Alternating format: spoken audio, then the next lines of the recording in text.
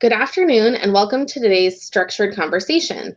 My name is Carrie Klima and I will serve as your moderator today. On behalf of the SAL Professional Development Committee, I thank you for participating in today's structured conversation. And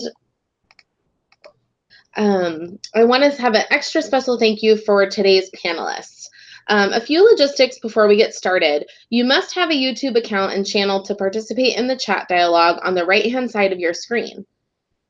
If you do not have a channel, there is a link to create one in the email. I encourage you to participate in today's discussion by asking questions, sharing comments, and providing feedback throughout the chatting.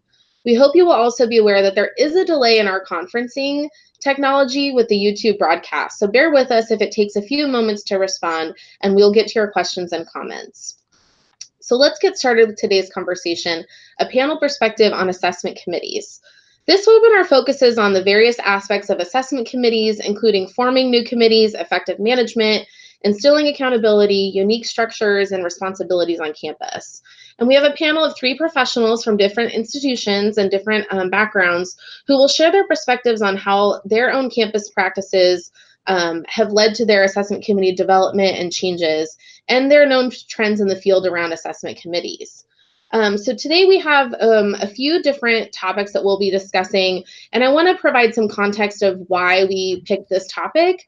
The SAL Professional Development Committee, as you know, has the SAL listserv, and folks engage on the listserv discussion often with questions, and new professionals may ask if folks have assessment committees or don't. We've noticed there's been a trend around questions around leading assessment committees within our divisions of student affairs. And so we thought it was important to bring together and have this conversation to really allow some of our experts in different institutional backgrounds and different higher ed backgrounds to share their perspectives and things to consider as you're either in creating a new assessment committee, maybe reconfiguring, or just reviewing your own current assessment committee. So I would really like to turn it over to our panelists. We have 3 members from our panel, and they really have thorough and comprehensive experience with student affairs assessment and assessment committees. And I did include their bios in the registration email. So I'm gonna, instead of reading those, I'm actually gonna ask them to introduce themselves, and they're gonna provide some context to their assessment experience and their experience with assessment committees. So I would now like to invite the panelists to introduce themselves. So if we can start with Janina, if you would like to get us started. Absolutely. Welcome, everyone. My name is Janina Baker, and I'm the Assistant Director at the National Institute for Learning Outcomes Assessment, or NALOA. Hope you've heard of us. If not, we hope that you will become a bit more familiar with us. And what we do is we discover, document, and disseminate effective use and really good assessment practice on undergraduate campuses. So hope that you've found our work helpful in your own assessment journey. With the role here that I have at NALOA, we definitely get a chance to look at institutions, differing various pieces of what assessment committees look like and their role, who's on the committee. And so I hope to bring a bit of that to the conversation today. In my own experience on a campus, before this position, I was actually the Director of Institutional Effectiveness and Planning at a community college, where I was able to really jumpstart a lot of the assessment work happening there on the campus and helping move it from a task force to a committee, becoming a bit more serious. So yes, I have that experience, and NALOA itself is located on the University of Illinois at Urbana-Champaign campus and co-located at Indiana University Bloomington. So we also bring a bit of that background experience to the conversation as well. Thank you. Great, thank you. And Megan, would you like to go next? Good morning. My name is Megan Bell, and I work at the University of Colorado, Colorado Springs. I serve as the Executive Director of Community Learning and Assessment. The UCCS campus is not Boulder. We're our own campus. And just for a little context, we have about 12,000 students. In the Division of Student Success, where I work, there are 30 departments, about 250 full-time staff, and 775 students. Within this division, we have sort of traditional student affairs departments and auxiliary business units. My role, I supervise a couple of departments, Residence Life and Housing and our Early Childhood Center, and then I co-lead division assessment. So we do not have a standalone assessment office. It's a part of my role and another one of our professional staff in the division. Great, thank you. And Pam? Hello, and I'm excited to wrap up our little quick introductions. My name is Pam Sheffman. I'm currently the Director of Assessment and Planning for the Division of Student Affairs and Enrollment Services at the University of Houston in Houston, Texas. I will be moving very recently to Alvin Community College as Executive Director for Institutional Effectiveness and Research. So I'm going to hopefully bring a couple of different lenses to our conversation today. The University of Houston, though, has over 46,000 students. We are Student Affairs and Enrollment Services, which is 29 different departments, kind of touching all different facets of the student cycle. Our assessment committee has been around since about 2011 now, so it seems like pretty new to me, but it's not that new. And my role actually is an ex officio member of the committee. We actually have, it's an all volunteer group. So we actually have leadership from within the Division of Student Affairs and Enrollment Services. We ideally have about 28 members on our committee, and we structure into smaller teams and work groups. And I'm sure we'll talk a little bit more about that later, but just so you know, I'm actually not in charge of the committee, but I get to sit on the committee and have for the last 6 years. Great, thank you. And we really hope that today is a discussion with our panelists. And so we have some questions that we can use to spark the conversation. But we hope that you all as viewers and attendees will also provide questions that we can use to guide our conversation. But before we get started with those questions and our discussion, we would like to get a sense of who is on our live broadcast today. So if you can, please respond in the chat window to the question that will be on the slide. And please respond with A, B, C, or D. And the question is, which is true for your institution or for you at your institution? Do you lead the assessment committee? Are you a member of the assessment committee? You know there is an assessment committee, but you're not a member, or maybe your institution does not have an assessment committee.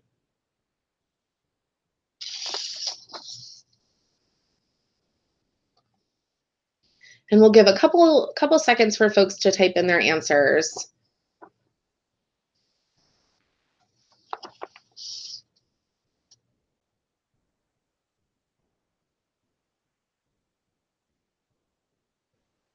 So we have quite a mix. We have about 5 people who have said A, they lead their assessment committee.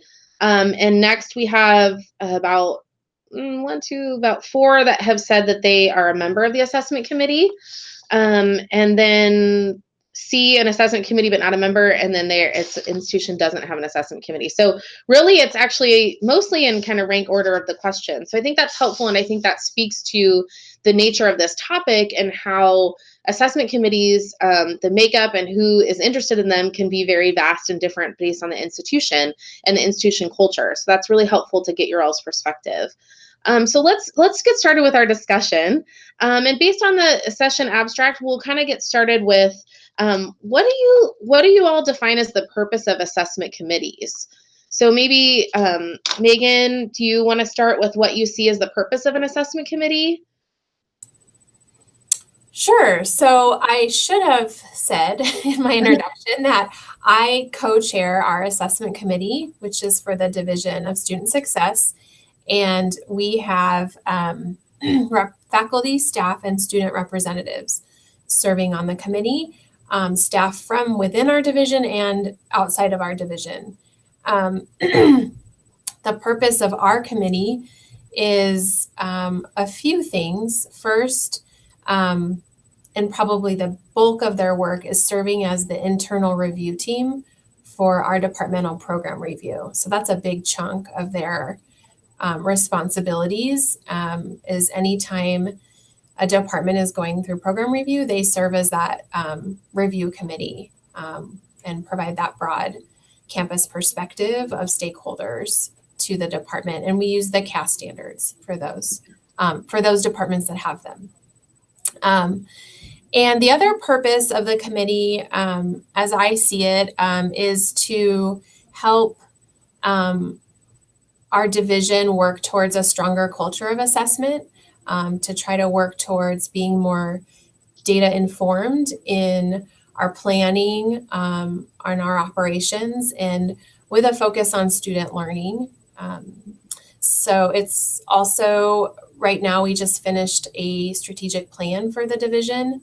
So we have to operationalize that plan, and the committee will help us stay on track with how to measure our success, our hopeful success with that plan. And then finally, two other things, they help me and my co-chair with professional development, building capacity among our staff within the division around assessment, and then just serve as a sounding board and kind of a voice from the departments. I'm only one person, and like I said, we have 250 full-time staff, so they have a broader pulse on how assessment is working or not working in the division, and I use them to get their insight on how to keep moving that culture of evidence forward within our division. Great. But I think what you just said, Carrie, about it could depend on the institutional culture and context, how those committees work. So our committee is one model. It's by no means the right model. It's newer. We've only been doing formal assessment as an initiative in the division the last 3 to 4 years. Was really motivated out of an HLC review. It was talked about a lot before that review, before our 10-year review, but we really needed to step it up, and it finally became the reason that some of our senior leadership supported the idea of adding assessment to my job, first of all, in a formal way, and then having committee and departmental review. So I kind of needed that external force to get some momentum going. But it's really been in a more internal kind of grassroots movement within our division. And I'll stop there. Thank you. And Carrie, I think I want to just interject that I find it interesting, Megan's purpose in working on the review process. Our committee's purpose really is about the effectiveness in the collection, review, and use of data. So our committee really focuses more on the assessment planning cycle. They help facilitate as consultants to departments, reviewing their assessment plans before they go into effect, helping them understand options for methodology, data collection, and then also at the tail end of that cycle, help them with the analysis piece, like what data do we have and what actions are we going to take as a result of it. They provide a lot of the efforts at the departmental level towards basically data. There is some pieces that are professional development as well. They focus on growing their own competency within the committee, but also trying to host things across the division for professional development. Our assessment committee really is the Student Affairs Enrollment Services Division Assessment Committee. We don't have external people on it because its focus really is on our data collection effectiveness and use of data. So I think that's the only thing I have to add that would probably change anything that's different from our institution to what's going on for Megan. And I think to build on that, what we've seen nationally, especially, I recently did a piece for Assessment Update where I looked at a bunch of our excellence in assessment designees to just see what their assessment committees comprised of, their purpose, pieces that were of interest, I think, hopefully to others.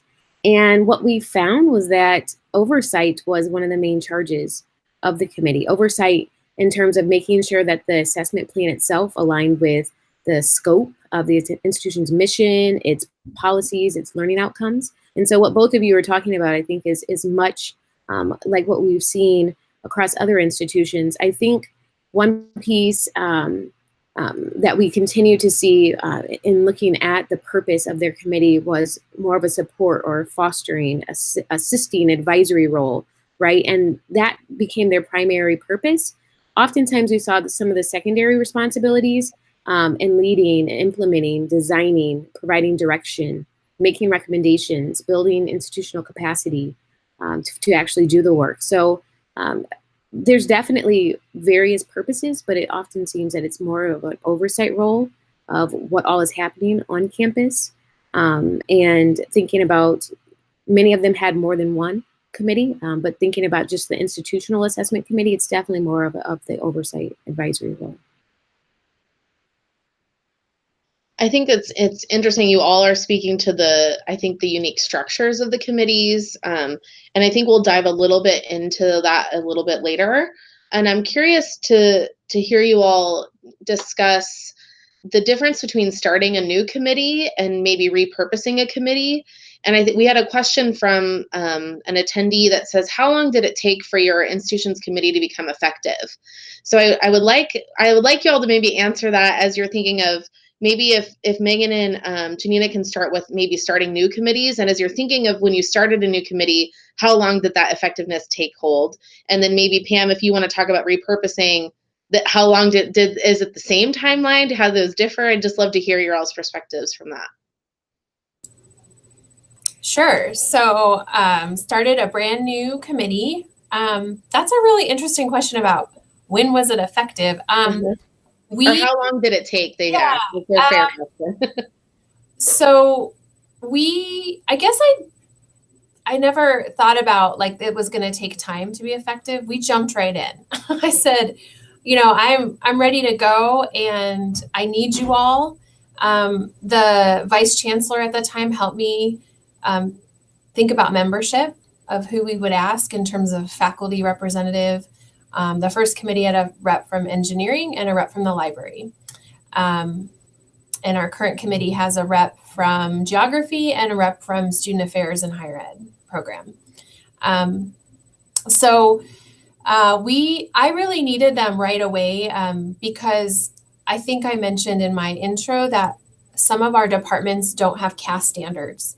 So the first task was for the committee to figure out our timeline and cycle for internal review. And then what were we going to do with the departments that didn't have CAS standards? And I worked with that committee. They helped me research different benchmarking standards that we might use. And they helped me develop them. They helped me develop a rubric. They helped me develop the process. We had homework every time they came to the committee, and that we needed to come back and work on. And so I will say that a couple of things that were really helpful that I actually learned at the NASPA Assessment and Persistence Conference when I first started doing this. That was hugely, hugely helpful to me because I got to talk to a bunch of other folks who were leading committees and starting committees. I knew that their work needed to be meaningful. They needed to have a meaningful role, and that it wasn't just show up and we weren't really making good use of their time. And I also did a lot of front load onboarding and training. So we had this similar language that we were speaking, understood what the assessment cycle was. I assigned some reading, so a few chapters from assessment books in student affairs. So I really wanted to make sure that we had a shared understanding before we kind of launched into the work. So I would recommend that you spend a lot of time on like kind of front loading that onboarding process and being really thoughtful. And we did like good committee stuff, right? We did a little team building. It's really your best practices in leading committees, volunteer committees, because nobody was getting any other incentive other than the good work that we were going to do. And so I feel like that first year was great. It was a lot of work, but I feel like people felt very needed, that we were doing something important and new. And yeah, I guess I would say I feel like we were effective right away. I mean, you always want to improve and continually to keep, nothing's perfect the first time you're doing it. But I would say my advice would be to be clear about what the purpose of the committee is going to be. Make sure people have a meaningful role and meaningful work to contribute, and to really be thoughtful about onboarding and getting that group started. That's my thoughts. Great, thank you. I would add, I love everything that Megan just said. I think what I had on my side was a bit of leverage from HLC, knowing that the visit was coming up and that a task force wouldn't cut it, that it really needed to be institutionalized, the work had to be institutionalized. So I luckily came in at a time, I was a grad student at NALOA and knew a bit about assessment work. You know, I hadn't really done it myself, but knew some of the pieces that needed to come into place. And the very first thing, much like Megan said, I worked to see the faculty that would help lead that conversation and lead the work. And there were a couple that were already on board, had already been doing the work, and had several pieces of the work done, but just it hadn't come together in a way that was purposeful and meaningful in many ways that Megan had said. And so definitely ensuring that those were their primary champions in leading the work, and they were obviously very recognized throughout their departments, and so people respected them and felt that the work that they were doing was very useful, not only for HLC, right, but we also had program review at the same time, and so making and people knew that process wasn't effective, and so they also wanted to work on that at the same time. So I had a lot of forces, I think, working for me as opposed to against, and really starting to institute this and moving this from a task force to a committee, and many willing champions because they knew how important it was, not just for accreditation and peer review, but also for students and for faculty to improve their own practice. So definitely a lot of positive things happening at the same time. Use them if you have them. Yeah, and I would just add that everything has been pretty much on par with where we developed our committee. And I think that this clear purpose is really important. Our committee, when first started, its purpose was to figure out what assessment was, which is not very clear. So I would say that the person who is asking how long does it take to be effective, I think it depends. You have to have a clear purpose. As soon as you have a clear purpose, you start doing the work because everybody wants to contribute in ways that are meaningful and not necessarily just attend meetings to just sit there and not be at their other space, right? And so I would say it took us about a year to figure out what the real purpose of our committee was. And that's where we came up with the connection to make sure that we were effective in our data use collection and kind of moving us forward in terms of our assessment culture. So once they've defined that, it was pretty easy to figure out how to be effective.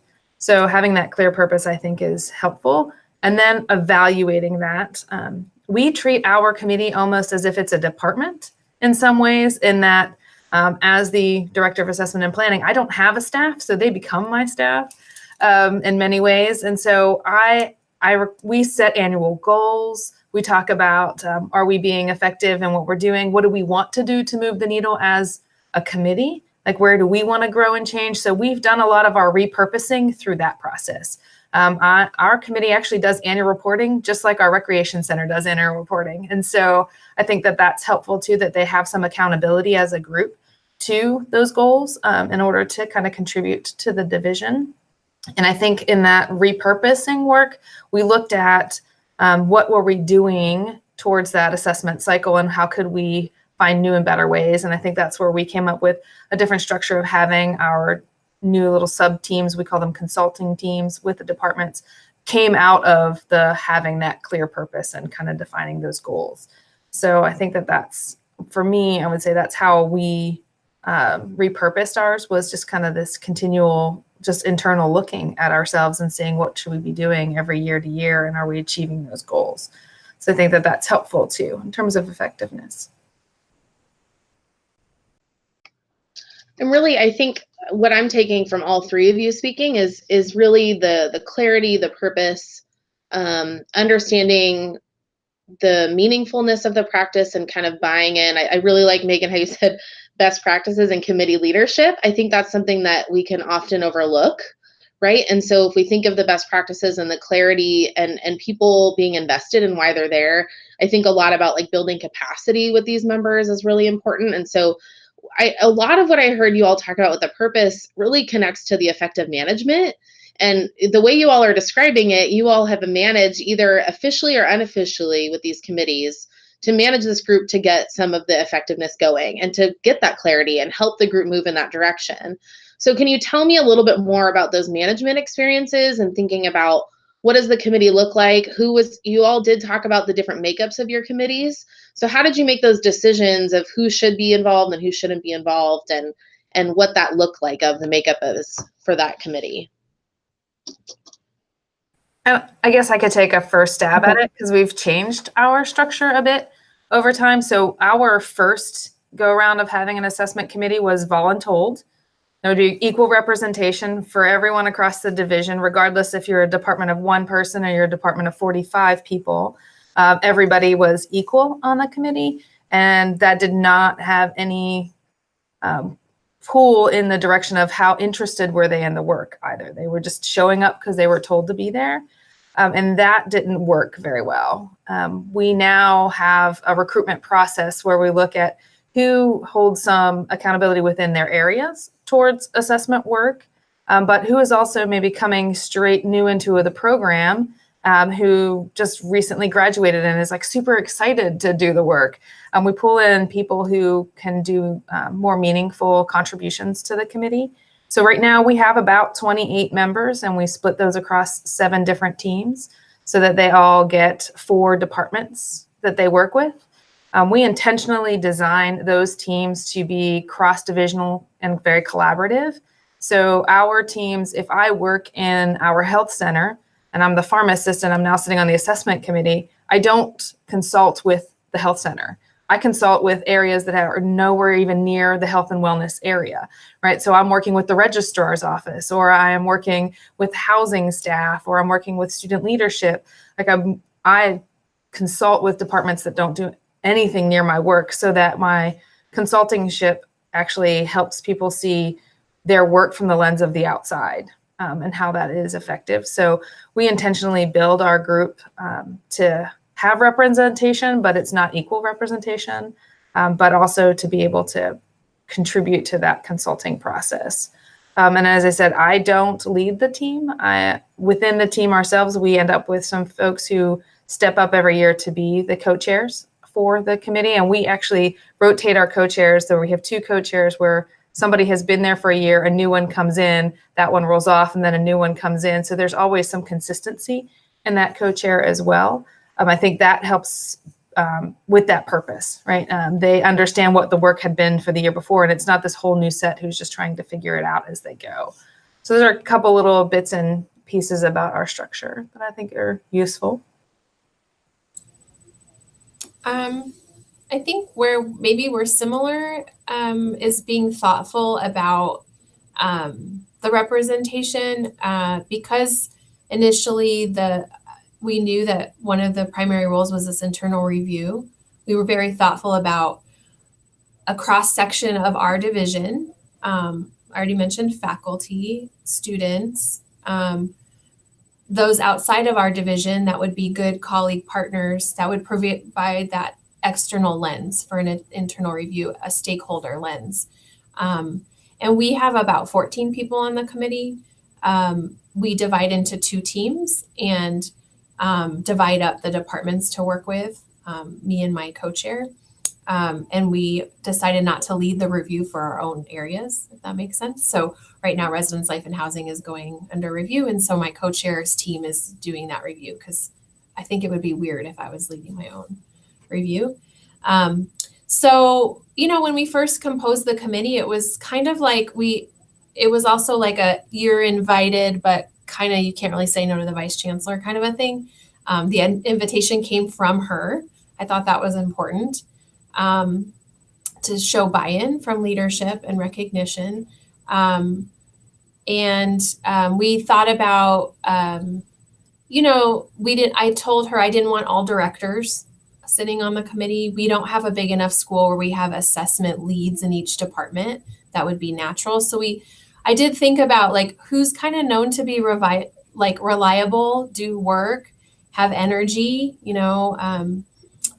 not that they had to have expertise in assessment, but would show up and give a good effort and care about it.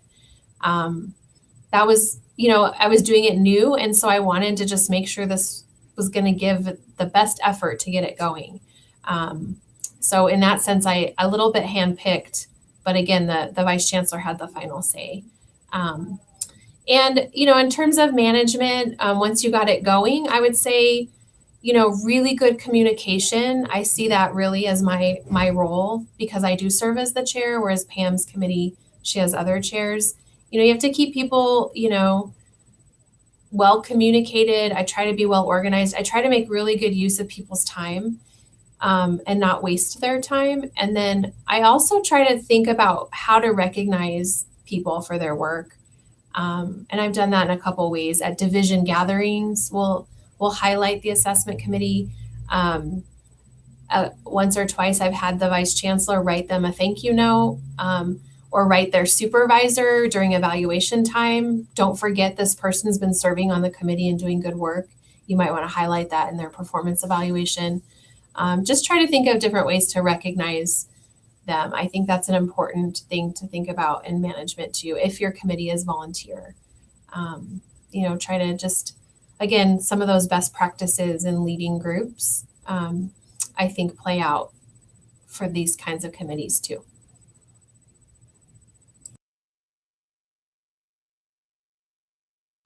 Great, thank you. Can you all talk about how frequent your committee meets? Sure. And I just had one more thought as Megan was talking about that.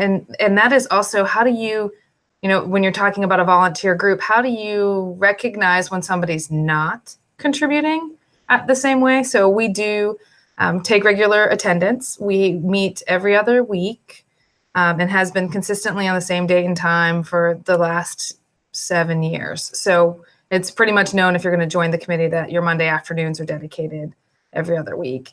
But we've also had to transition some people away from the committee because they are not attending the meetings.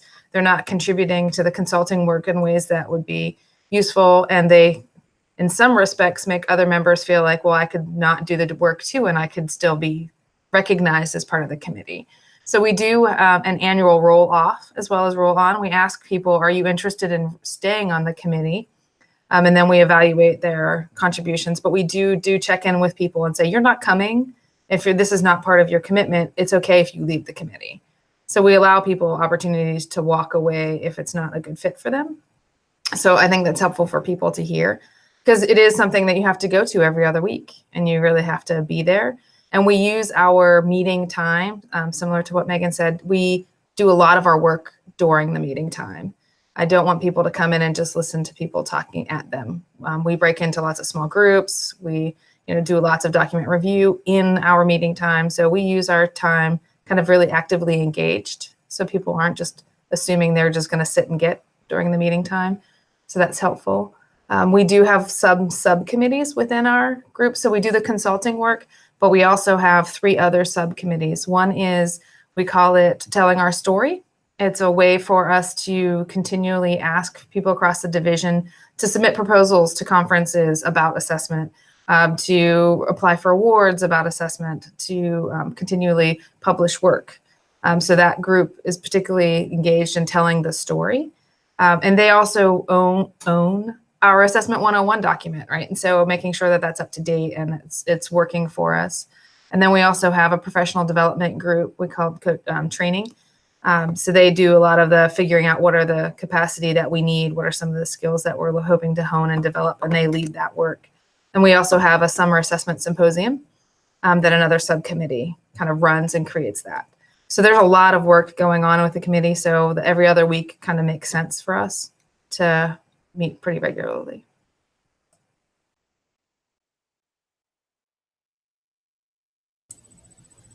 We meet a little less frequently than that, about monthly, unless we're in the thick of the internal review. Then there's a little bit more time commitment. But similar, I'll just say that similar to Pam, initially asked people for a 3-year commitment.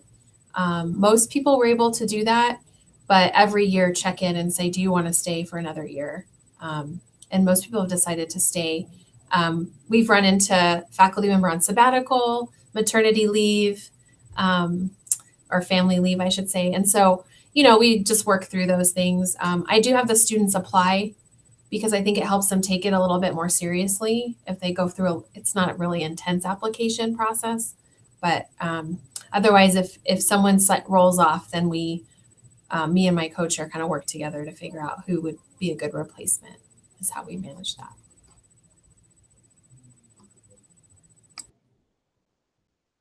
So one question really quick is from the audience is how many members are on your committees?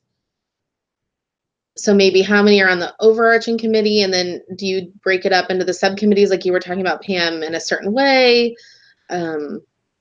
What are some pros and cons of the size of those maybe? So our overall committee is 30. So we have our 2 co-chairs and 28 members, because that builds our consulting teams. So we have 7 consulting teams, 4 people on every team, and the co-chairs kind of split. One has 3 teams and one has 4 teams. And those same members, though, self-select into the other subcommittees. So if they're more interested in the professional development, they can choose to do that as their secondary engagement on the committee, or if they want to do the symposium. So they kind of do both of those roles. And so the number of people in the subcommittee really is based on who's interested in what work, but we do ask that they commit to both a consulting team and one of the subcommittees. But as an ex officio, I guess our total is 31, because I would be included in that as well. We have 14, including my co-chair and I, 1 faculty member. We divide that 14 into 2 sub-teams for internal review, 1 faculty, ideally 2 students on each committee, and then staff make up the rest. And then we have some small working groups that are kind of more ad hoc. Like right now, I want to work on our website, assessment website. So I've asked for a few folks to volunteer to help me do that. We also have a summer event. We call it the Assestival.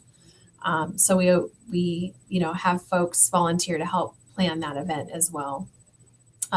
So kind of more like ad hoc-y task force kind of things as we work on the projects for our division.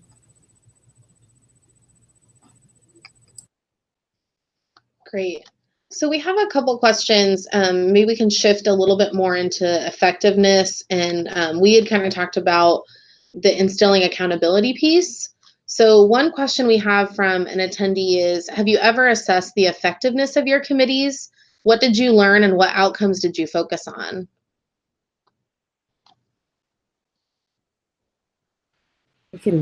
I can start. I think what we're seeing is that committees are starting to do more of that. Not just, providing feedback for different disciplines or programs, right, and thinking about their own assessment plans and reports and use of data, but through the excellence in assessment designation itself. That's one way for committees to kind of assess their own effectiveness, right, and thinking about, how representative are we of both internal and external stakeholders, right? How are campus policies addressing assessment, student learning? How are we communicating what changes happened as a result of our results? So I think that that's one space that we're seeing that happen, and that you can see there's 20 designees now of those who have not only assessed themselves using the rubric and other materials, but also seeing how successful they've been thus far, right? And thinking about their own assessment practice and getting some feedback as to how they can continue that. There's several that use the EIA designation, the rubric itself, to just do a self-study. And so I'd encourage, if you haven't looked at the rubric itself, it's available on our webpage under our transparency framework, that might be a way to consider thinking about how effective you are as an assessment committee.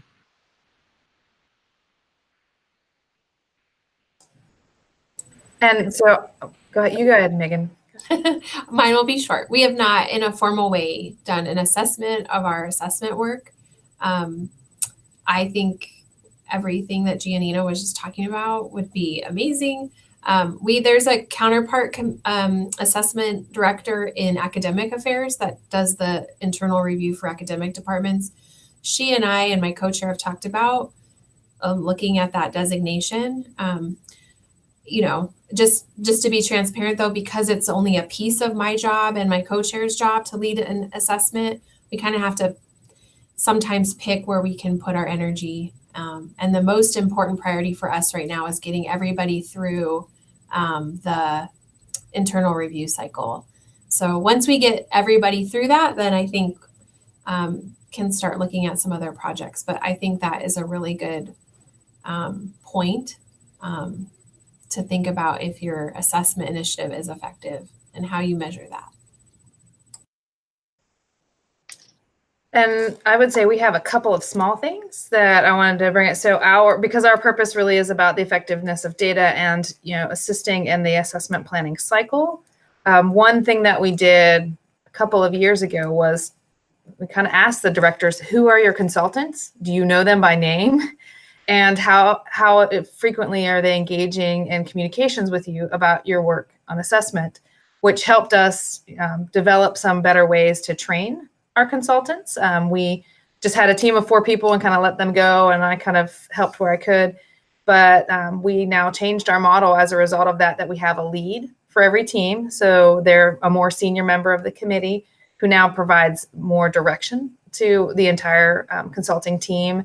And they create a communications plan with the departments and kind of follow up based on their assessment planning cycles, based on deadlines and those kind of things. And so I feel that the director's feedback on, I don't know who my people are and I don't know when they're supposed to be reaching out to me, kind of changed a lot of that. So we have been doing that. We also use rubrics to evaluate the assessment plans themselves. And we've been comparing year to year the overall scores based on a learning outcome rating in terms of different methodology use and just the completeness in their assessment work. And we've seen some improvement in the scaling of the work of the departments based on the feedback that they get in the consultancy. So we kind of use that as our internal measures of where we are. As you're thinking about accountability within the committees or within your institution, how much or how little or in what ways does your committee communicate with other campus committees or constituents in terms of the accountability piece to your institution? Mine can just real quick that annual reporting process is kind of our accountability to making sure that we're reporting out the work of the committee. So we do that on the same cycle as the rest of the Division of Student Affairs and Enrollment Services. In terms of communicating beyond the division, we don't do that. We rely on the person who is my role in order to take that content from all the annual reports and put it out in our executive summary for the division. So as the committee, we don't do that, but we kind of push it up for somebody else to help kind of tell that story. So that's just mine real quick. I think as you were just talking about the word communication, you have to understand what that means and what that looks like. So it's not just necessarily just sharing results, right? But making sure at least there's some understanding of what results are being shared beyond that. So, how are you actually working with other constituents on your campus, right? To really push a bit deeper into the data, right? And not just as often happens, right, on campus is just the sharing. So really pushing and thinking about who the different audiences are and what information you're giving them is important in that communication process. But definitely a struggle that we've seen at all institutions, right? Some are really working towards this. There's so much data, so much information that's being captured, but not the stories are yet to come out. I love Pam's telling our stories committee, right? And helping think about where are all those places that we can get that out to, whether it's conferences or publications. And that's exactly the type that I think institutions are striving for, but just kind of struggle. But I think that's a great example of one way to really get some more communication, actual communication out. So mostly I serve as our external liaison to any time we would need to be sharing assessment work or results from the division outwardly. So like I said, I do some communicating with the director of assessment and academic affairs. when we were going through HLC review, me and my co-chair helped write some of the assurance arguments for the co-curricular. I serve on a steering committee for an enrollment and retention, which is very data heavy. And so bring our data from student affairs to that broader campus initiative, particularly as it relates to retention and persistence. And then just this past year, our vice chancellor asked us to put together, our departments to put together an impact report, which is on our website. I can share the link as a resource. This is it. But every department had to report on some key indicators. And that was sort of a first attempt as like a more formal reporting out from our division, which was exciting. And I think as we have our new strategic plan, there'll be some more reporting out in terms of aligning to those defined goals in the plan for the division. Yeah, I'm kind of struck by, I had a note here of, assessment committees are in a sense a form of kind of getting buy-in from higher ups in a sense, right? So in addition to our positions that we have as student affairs leaders, in addition to our consultation work, how much that assessment committee can really serve as another source of information to talk about the culture, to talk about this buy-in, to talk about this, the story and the impact that we have. So it's a really interesting kind of part that we're talking about with the accountability. We have about 14 or so minutes left, and I'd like to shift into some benefits and challenges, right? So I've even heard people talk about how they started and they got rid of their committees, or they wanted to think about what it meant on their campus. And I think that comes back to that clarity and purpose you all talked about in the beginning. So can you talk about some benefits that you've seen with the work in your assessment committee and having an assessment committee? Sure. So here's what I would say. Don't just start a committee because it seems like a cool thing to have a committee. You don't have a clear purpose and you can't put the time in. Or in Pam's model, she has co-chairs, but a very defined structure for them to work within, it sounds like. But if you can't put the time in to chair and lead and give attention, don't just throw a committee together and think it's going to solve all your assessment challenges. They take work and attention. They're like a little, it's kind of like a baby. Like you got to foster that and, attend to it and keep working on it, keep improving it. I'm inspired of Pam saying how she's, shifted things to make sure they're more effective every year. But the benefit for me is a couple of things. I think it really has shifted a culture here. It's really still in a very new stage for our campus. We're a young campus in general. And so assessment work in a formal way is pretty young here. And so, how can me as one person within only a part of my job, I can only do so much to change that culture myself. So having a group of people that are kind of champions, I will say a little plug for the SAL open course through CSU. A lot of my committee went through that course and that was really helpful too. They become these champions around assessment work. So it's not just all on me and my co-lead to shift that culture. The other one story I'll share that I think is sort of an informal benefit or not planned outcome. The folks that are external to our division become our champions of what the work we're doing here. And that wasn't something I thought would happen. So for a small example, that engineering faculty member who I had a great relationship with when I was doing events, I worked with him, but he really knew nothing about the work that we were doing in student affairs. And he served on the internal review for our bookstore. Okay, so faculty in general, not huge fans of a campus bookstore, usually. This guy, at the end of their review, was such a fan of the campus bookstore. He's like the faculty poster child for why the bookstore is great and understood all the things they contributed to campus. Scholarships for students, any excess revenue goes back to students. Student employment, donations for club events.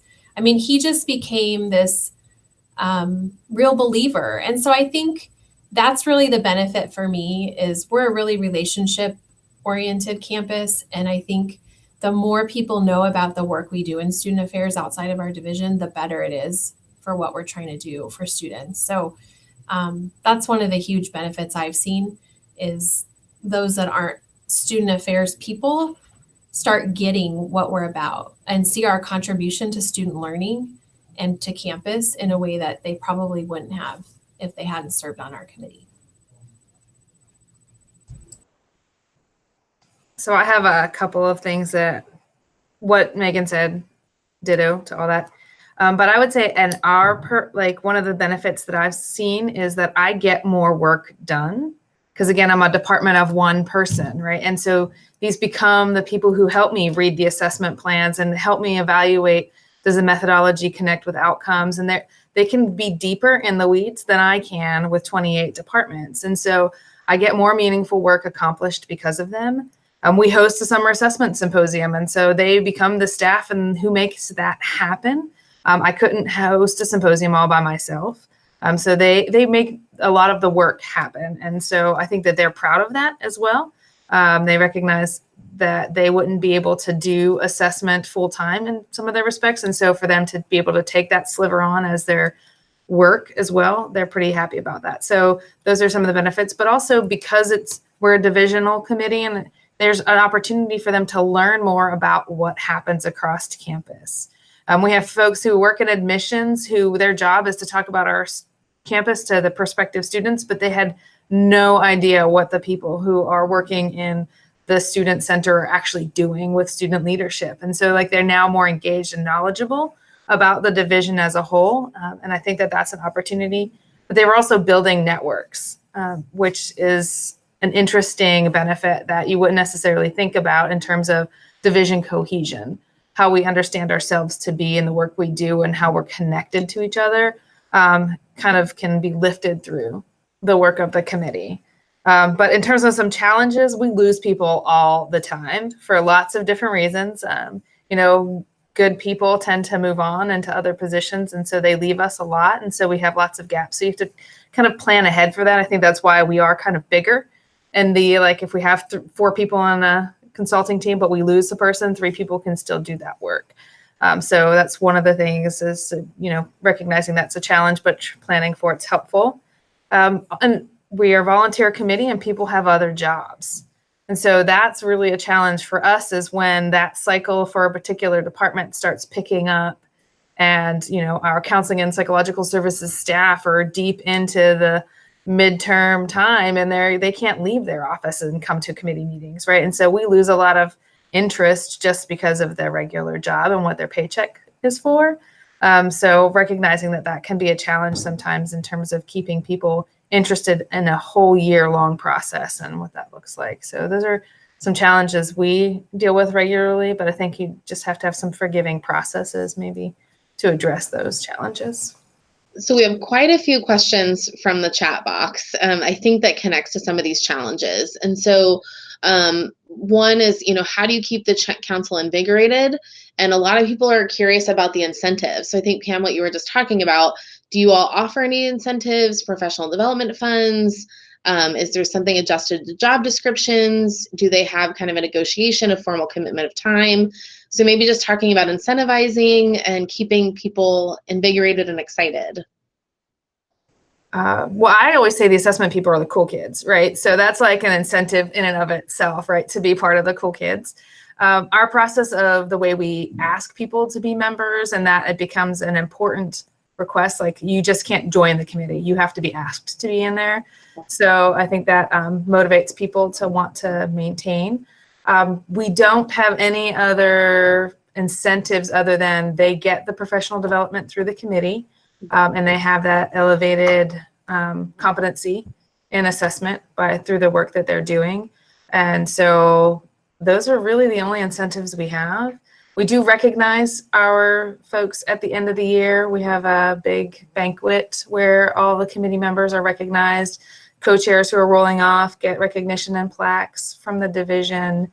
So there's lots of appreciation for the work that people are doing. And I think that people enjoy doing good work. So nobody comes to campus to slack off, I guess. So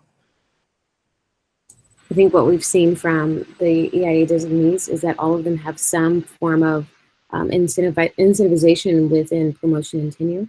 So thinking about the work that they're doing, I mean, assessment in many ways is research. So how can campuses work to ensure that those that are on the committees are getting credit for the work that they're doing? So I think that's important, very important to consider as you continue to go along the process. I would say ditto to what Pam said. No real formal incentive, lots of framing, a lot of around professional development, and an opportunity to contribute across and network. I think that's the other way that we sell it. I think for the faculty reps, it counts as their service, one of their service, in terms of their RPT stuff. So that's why it's important to really be thoughtful about ways to recognize and support and report out the good work. Like I said, I've at times asked our vice chancellor to write the committee member supervisors. And I think that the biggest reward, though, is when we get to our assessable, which I think is really important to highlight them and the work that's been done, that the departments get up there and talk about their review process and what they're going to do and what they're going to change as a result of going through the process. And I think that's really rewarding for the committee to see the department so bought in, a department that worked really hard to get to, it's a lot of work to do a CAS review. And when they come out on the other side of that, like I think of academic advising, they're energized, they have clarity of mission, they have clear goals, they're going to impact students differently. I think that's really inspiring for the committee to see that. And that's why that event is really important to me, because it's a very visible celebration almost of that work that has been done. And the committee was part of that. And I just continue to tell them, like, you helped make this happen. You were a part of it. You're changing things for students. We're making things better for our students. And that, to the people here, that means a lot. That's a big motivation of why they join, because there's an ultimate benefit to the division and to our students. And recognizing what they bring to the table, right? Many of our faculty and staff have expert knowledge, and that's why we have them on campus, right? So thinking about what they bring and how they can share that, an assessment committee is the perfect place for them to bring not only their knowledge, but their experiences to help push out and inform each other of the work. I think within the assessment committee itself, thinking about how assessment of student learning is informing various places throughout campus, they're able to make better connections between the different, both the curricular and co-curricular spaces, right? And you can tell just a much more fulsome story of what's happening on your campus. And there's a consistent message. There's, as Pam and Megan both said, there's shared language. You learn so much about each other. You're working on various projects with each other, whether it be something like EIA, right? Or thinking about how you further the strategic plan, whether you are working on action projects, as the HLC used to have, thinking about ways that you can inform other places throughout campus. I think the assessment committee is integral and can be integral if it's not currently in much of that work, and really help others further their understanding of what assessment is and could be. I know we have I just have one more question that I want Pam to get to from our chat box. And they're talking about just the authority that comes with sending maybe consultants out into the division. So I could see that as a challenge, right? So about peers, and I think we talked about that, right, in terms of different positionality they have. But what kind of authority or credentialing or kind of okay do you give these committee members to go out and serve as the consultation? They do have to go through some training with the committee when they first join. We do a lot of mock consulting work. And so if you've taken the MOOC through Sal, they do have a whole section about being a good consultant. So we use that content to really educate the team on that. The consulting actually happens as a group meeting with the department, the consulting team, and the AVP over the area. So the weight comes from now the AVP has been part of this dialogue about what's great in your plan, where do they see some opportunities for changes, and so everybody's brought into that conversation. So the team doesn't have to be the one who says, okay, now go forth and do these things. The AVP will say, oh, that's a great idea. I think we need to rethink what we're doing here. And so the weight kind of comes from the cumulative conversation of when the consulting happens. So. Great. I think that's really important. I think that changes that understanding and that dynamic.